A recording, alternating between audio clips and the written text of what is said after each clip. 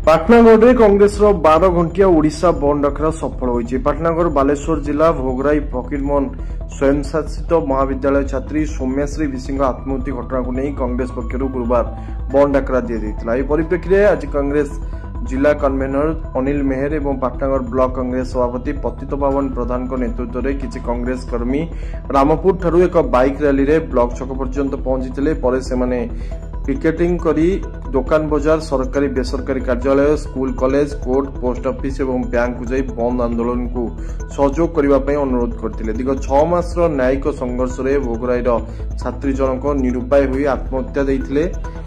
तेबे यह एक अत्यंत संवेदनशील घटना होइथिबारु पाटनागढ़ समस्त जनसाधारण सह व्यावसायिक संघ सीनियर सिटीजन संघ समेत शहर अन्य संगठन यह बंद को संपूर्ण भाव समर्थन जनाइछन्ति।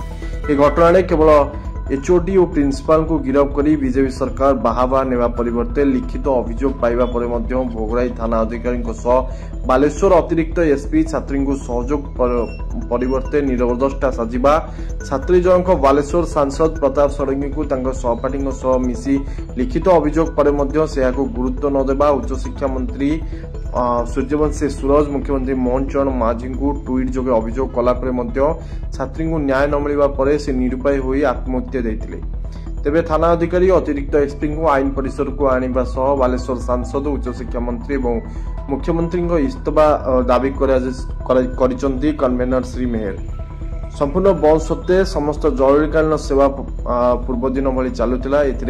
जिला कन्वेनर सह विद्या मेहर पांडव मेहर नीलकांत बीसी नीलमणि बरिया गजेन्द्र मेहर समेत अन्य कांग्रेस कर्मी माने सामिल होते। शहर में शांति श्रृंखला रक्षा दृष्टि पुलिस पेट्रोलिंग करुवा बेले विभिन्न छक गुड़िक पुलिस कर्मचारी माने जगी रही। पाटनागढ़ जगदीश भोई रिपोर्ट निर्भीक खबर।